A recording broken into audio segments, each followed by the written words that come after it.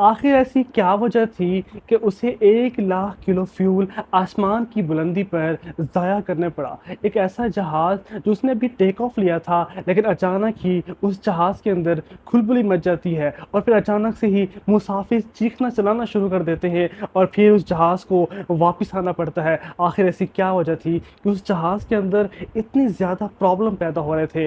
पाकिस्तानी जहाज़ था, पाकिस्तान से ही उड़ा था। आज उस जहाज़ के बारे में जानना शुरू करते हैं। उस जहाज़ के अंदर ऐसा क्या वजह थी कि उसे वापस आना पड़ा?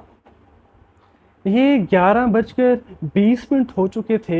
एक मुसाफ़िर जिसने कराची से टोरंटो जाना था, अभी तक गायब था, उसके बारे में कोई ख़बर नहीं मिल रही थी। क्योंकि जहाज़ से आधा घंटा कबल आपको उसके अंदर पहले बैठना होता है। लेकिन ऐसा हुआ कि उस जहाज़ के अंदर सारे लोग तो पहुँच गए थे, 11 बजकर 25 मिनट पर उस जहाज़ ने टेक ऑफ करना था।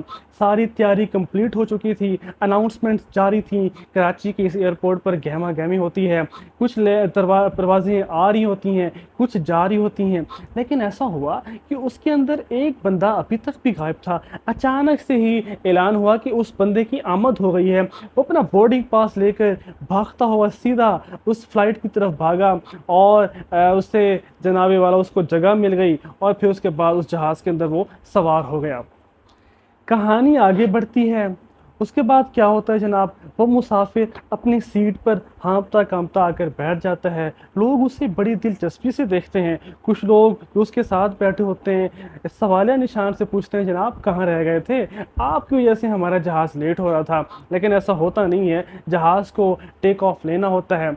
और फिर जनाबे वाला अनाउंसमेंट शुरू हो जाती है और फिर सफ़र की दुआ पढ़ी जाती है। 11 बजकर 25 मिनट पर फ़्लाइट रवाना होने को तैयार होती है और फिर अनाउंसमेंट के बाद ये ऐलान होता है कि हमें 15 घंटों में पहुंचना है। हमारी फ़्लाइट, हमारा सफ़र आपके साथ कराची से टोरंटो 15 घंटे का है। इसी दौरान आपको कोई प्रॉब्लम होती है तो आप एयर होस्टेस से बात कर सकते हैं।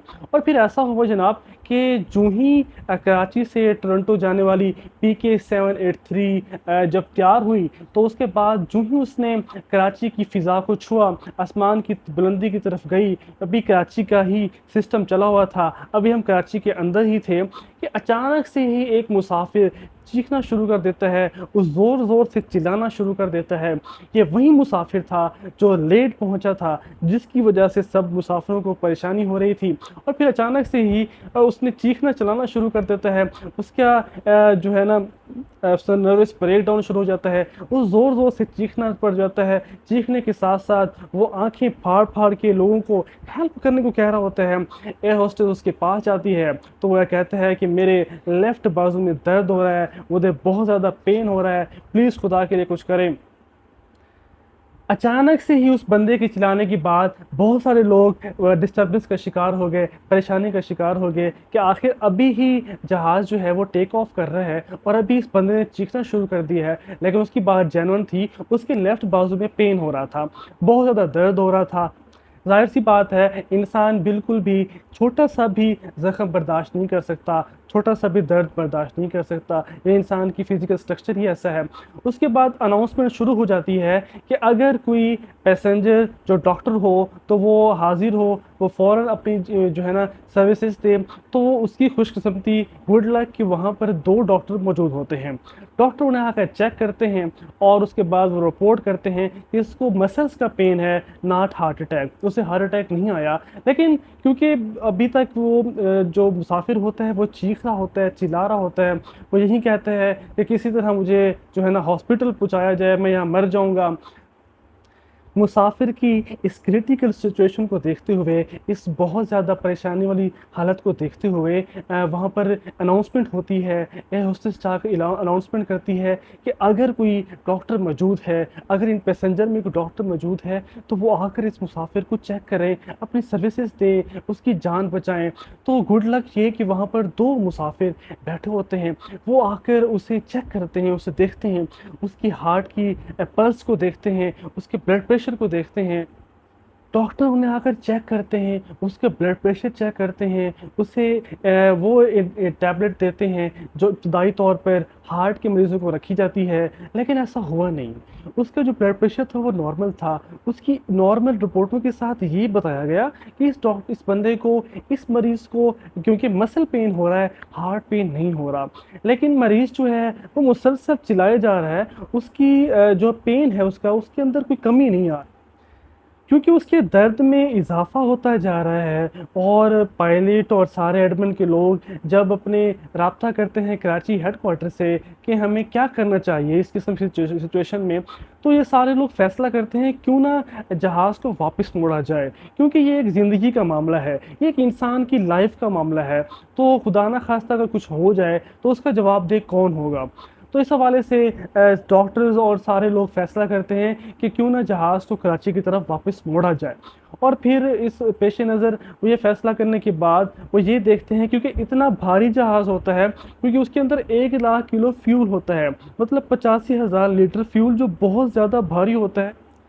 85,000 लीटर के साथ आसमान में सफ़र तो किया जा सकता है, लेकिन वापस लैंड करना बहुत ज़्यादा टफ़ हो जाता, क्योंकि इससे आग लगने के चांसेस बहुत ज़्यादा हो जाते। तो पायलट ने एडमंड से फ़ैसला किया कि क्यों ना इसको वापस मोड़ा जाए, लेकिन 85,000 लीटर फ्यूल जो है उसे ज़ाया करना पड़ा, उसे डंप करना पड़ा, उसे समंदर के अंदर डालना पड़ा। और 85,000 लीटर को जब ज़ाया करने के बाद वापस लैंडिंग हुई, तो उस बंदे के लिए, क्योंकि डॉक्टर सारे लोग वहाँ पर आ चुके थे, एयरपोर्ट पर इमरजेंसी नाफिज़ की जा चुकी थी कि वहाँ पर जो भी डॉक्टर मौजूद हैं, आगा खान हॉस्पिटल से भी डॉक्टर लाए गए, वहाँ से एम्बुलेंस भी आ गई और वहाँ पर उस मरीज़ को इब्तदाई तौर पर चेक किया गया, तो उसकी रिपोर्टें नॉर्मल थी। आगा खान ने जो रिपोर्टें दी वो बिल्कुल एक आम सा दर्द था। तो उसके बाद उस बंदे से पूछा गया कि आखिर आपने ऐसा क्यों किया? तो उसने कहा कि मैं जूँ ही आसमान में, क्योंकि मैं गया, मुझे पैनिक अटैक आया और मुझे कुछ पता नहीं था कि मेरे साथ क्या हो रहा है। मुझे इर्द-गिर्द बिल्कुल अंधेरा सा मेरे चेहरे पर छा गया। पाकिस्तान इंटरनेशनल एयरलाइंस ने एक अच्छी मिसाल पेश की कि जिन लोगों ने उसकी लाइफ को बचाया, उनका कहना था कि 1 करोड़ 25 लाख एक इंसान के आगे कुछ भी नहीं है। हम पाकिस्तान में बहुत सारी चीज़ें नेगेटिव देखते हैं, कि क्यों ना हम अपनी पॉजिटिव चीज़ों को भी देखते हैं। देखिए, ये पाकिस्तान बहुत खूबसूरत है, ये पाकिस्तान में बहुत प्यारे लोग भी रहते हैं, बहुत अच्छे ऑफिसर्स भी हैं। तो उस बंदे को ये और बात है, बाद में ब्लैकलिस्ट किया गया, क्योंकि उसने बहुत ज़्यादा ऑनलाइन पर टोरंटो जाने के लिए 3 दफ़ा उसने अपनी जो टिकट थी उसको कैंसिल करवाया था। फ्यूल डंप करने के सारे मसले में 1 करोड़ 25 लाख का नुकसान हुआ, लेकिन पाकिस्तान इंटरनेशनल एयरलाइंस ने, जो किसी ज़माने एक बहुत खूबसूरत, एक ज़बरदस्त, एक जदीद एयरलाइन हुआ करती थी, तो उन लोगों ने एक मिसाल कायम की। उन लोगों ने ये बताया कि पाकिस्तान एक ऐसा मुल्क है, इंटरनेशनल एयरलाइंस एक ऐसी कंपनी है जो लोगों को अहमियत देती है, जो पाकिस्तानियों को, जो इंसानों को अहमियत देती है। हमारे मुल्क में जहाँ बहुत सारे प्रॉब्लम हैं, वहाँ हमारी छोटी-छोटी खबरें, हमारी अच्छी खबरें, अच्छी चीज़ें जो हैं वो आगे देनी चाहिए। हमें भी देनी चाहिए, हमारे मीडिया को भी देनी चाहिए। तो उन लोगों ने उसकी जान बचाई, लेकिन बाद में ये हुआ कि उस बंदे को करीबन हमेशा के लिए ब्लैकलिस्ट कर दिया गया कि वो पीआईए से सफ़र नहीं कर सकता। टू बी वेरी ऑनेस्ट, हमारे चैनल को सब्सक्राइब करें, इस पे अच्छी-अच्छी वीडियोज़ आती रहेंगी और आपके इल्म में इजाफ़ा करती रहेंगी, क्योंकि हम आपके हैं। अगर आप हमें सपोर्ट करेंगे तो ये सपोर्ट इंशाल्लाह हमारे भी काम आएगी और आपके भी इंशाल्लाह नॉलेज में इजाफ़ा होता रहेगा। चैनल को ज़रूर सब्सक्राइब करें and thank you very much. हँसते रहें, खुश रहें, आबाद रहें और अपनी ज़िंदगी में मुस्कुराहटें बिखेरते रहें। अल्लाह हाफ़िज़।